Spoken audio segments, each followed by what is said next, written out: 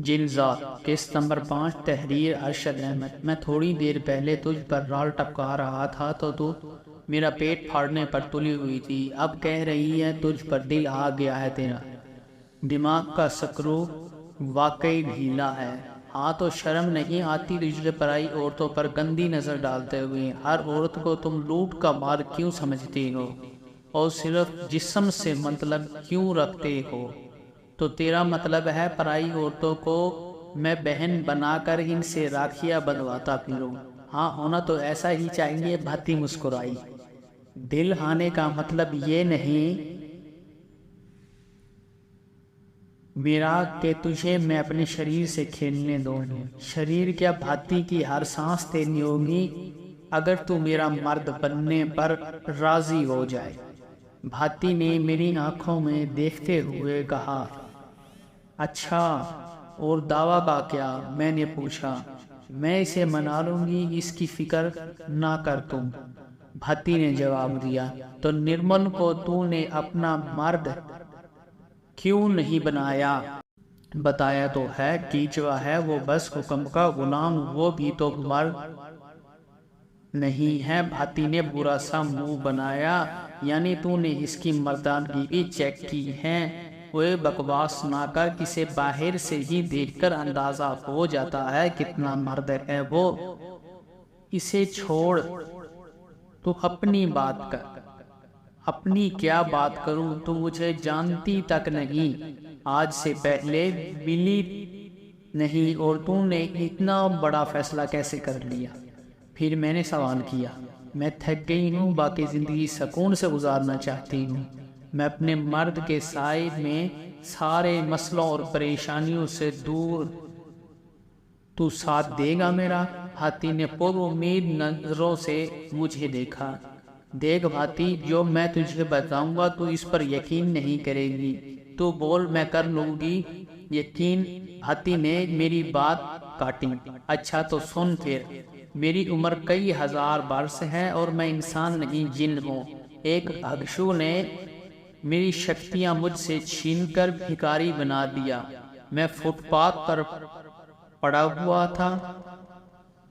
ہاں میری بات مکمل ہونے سے پہلے ہی بھاتی کھلکھلا کر ہنسنا شروع ہو گئی اور پیٹ پکڑ کر ہنستی چلی گئی۔ مجھے لگ رہا ہے میرا نہیں، تیرے دماغ کا سکرو ڈھیلا ہے۔ ابھی تک تو اچھی خاصی ہوش و حواس میں باتیں کر رہا تھا، ایک دم سے سٹک گیا ہے۔ اب تو میں نے پہلے ہی کہا تھا تو یقین نہیں کرے گی۔ ارے تو یہ یقین کرنے والی بات ہے کہ تو جن ہے اور تیری عمر ہزاروں برس ہے، اور دعویٰ تجھے کان سے پکڑ کر یہاں لے آیا ہے پاگل بنانے کو؟ تجھے میں ہی ملی تھی کیا؟ تو نے نہیں دینا میرا ساتھ تو تیری مرضی ہے، کوئی زور زبردستی کا سودا تھوڑی ہوتا ہے، مگر کم سے کم مجھے الو تو مت بنا۔ نہیں بھاتی، میں تجھے بیوقوف نہیں بنا رہا ہوں، مجھے انکار کرنا ہوگا، میں ڈائریکٹ کر دوں گا، اس کے لیے مجھے کسی جواز یا کہانی کھڑنے کی ضرورت نہیں ہے۔ میری زندگی کا مقصد اس بخشو کو ڈھونڈنا اور اپنی شکتیاں واپس لینا ہے، پر تو یقین نہیں کرے گی، اس لیے چھوڑ دے اس بات کو۔ پاگل ہے کیا تو؟ میں کیا کوئی بھی یقین نہیں کرے گا تیری پاگل پن کی باتوں پر؟ بھاتی نے برا سا منہ بنایا۔ اچھا چھوڑ اس بات کو، یہ بتا کہ دعویٰ کو یہ ڈر نہیں ہوتا کہ جس مرد یا عورت کو یہاں چھوڑے گا بھاگ بھی سکتا ہے؟ وہ میں نے پوچھا۔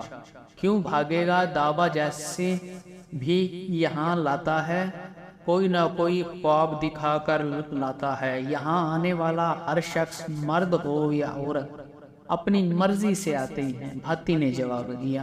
ابھی ہم بات کر رہے تھے کہ باہر گاڑی رکنے کی آواز آئی، تو بھاتی چونک گئی، یہ کیسے واپس آ گیا اتنی جلدی؟ اس نے بڑبڑاتے ہوئے کہا، کون؟ میں نے سوالیہ نظروں سے جسے دیکھا، داوا اور کون آ سکتا ہے یہاں؟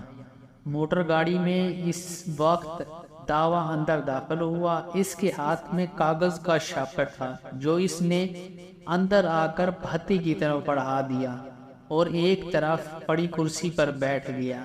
اس بار بہت جلدی آ گیا رے تو، اور یہ شراب بھی اٹھا لایا ہے، مطلب رات یہی رکے گا تو؟ ہاتھی نے داوا سے سوال کیا۔ نہیں، بس اسے سنبھال دے تو، اور آ کر ادھر بیٹھ، ضروری بات کرنی ہے۔ تیرا نام کیا ہے رے؟ داوا ہاتھی کو ہدایت دے کر میری طرف متوجہ ہوا۔ بدری ناتھ۔ میں نے اپنے دماغ میں آنے والا پہلا نام دہرا دیا۔ بیٹھ ادھر آ کر میرے پاس۔ میں کرسی کھینچ کر داوا کے سامنے بیٹھ گیا۔ زندگی بدلنا چاہتا ہے اپنی؟ داوا نے میری آنکھوں میں دیکھ کر سوال کیا۔ کون نہیں بدلنا چاہتا؟ میں تو ویسے ہی فٹ پاتھ کم بولا کر داوا نے میری بات کاٹ دی۔ ہاتھی بھی سامان رکھ کر واپس آ چکی تھی اور کرسی لے کر ہمارے پاس آ کر بیٹھ گئی تھی، مگر اب وہ ململ کی قمیض کے نیچے جینز پہن چکی تھی۔ میں سارے 2 نمبر دھندے کرتا، لڑکی، دارو، نشہ، کام، ہر کام۔ تو آتما پر آتما کو تو نہیں سوچتا نا؟ پاپی پیٹ سوچنے کدھر دیتا ہے؟ یہ سب میں نے اس بار مختصر جواب دیا۔ ہاں اچھا ہے، اپنے دھندے میں یہ سب سوچنے والوں کی جگہ نہیں ہے۔ پچھلے دنوں ایک انکاؤنٹر میں میرا خاص آدمی مارا گیا ہے جس نے مجھے بہت نقصان ہو رہا ہے۔ تم بے فکر ہو جاؤ، میں ہر طرح چپ بے سسرے، یہ پڈی اور یہ پڈی کا شوربہ، تو میرا دھندا سنبھالے گا؟ داوا نے میری بات کاٹ دی۔ مجھے غصہ تو بہت آیا مگر میں برداشت کر گیا۔ اگر داوا کو میری اصلیت پتہ چل جاتی تو اس کی دھوتی میں ہی پیشاب نکل جاتا، مگر اب میں ابھی انسانی روپ میں تھا اور اپنی شکتیاں کھو چکا تھا، تو مجھے انسانوں کی ہی طرح چلنا تھا۔ بھاتی تو شہر میں رہ چکی، اونچی اونچی ہر جگہ پر جا چکی، پر تجھے ابھی بہت کچھ دیکھنے اور سیکھنے کی ضرورت ہے۔ کھٹمنڈل میں میتی دیوی ٹیمپل کے پاس میرا ایک ٹھکانہ ہے جو خالی ہے، تم دونوں وہاں چلے جاؤ۔ بھاتی اسے ادب آداب سکھا، اچھی بری جگہوں پر اٹھنا بیٹھنا اور بڑے لوگوں کی طرح پیش آنا سکھا۔ مجھ سے کیا کام لینا چاہتے ہو تم؟ میں نے ڈرتے ڈرتے سوال کیا۔ جواب میں داوا نے مجھے گھور کر دیکھا۔ مطلب اگر پتا ہو تو میں اس حساب سے محنت کروں ویسا بننے کی؟ میں نے وضاحت کی۔ چپ کر جا تو، بولا ہے نا کہ کم بولا کر میرے سامنے۔ بھاتی تو جا، سامان باندھ، اپنا باہر ڈرائیور کھڑا ہے، وہ تم لوگوں کو ادھر چھوڑ آئے گا، میں یہیں رکوں گا۔ اور یہ پکڑ، داوا نے بڑے نوٹوں کی ایک گڈی نکال کر بھاتی کی طرف بڑھائی۔ خرچہ پانی رکھ، اس کے کپڑے جوتوں کا انتظام کر۔ بھاتی نے نوٹوں کی گڈی لے کر ہاتھ میں تھام لی اور اٹھ کر اندر کمرے کی طرف بڑھ گئے۔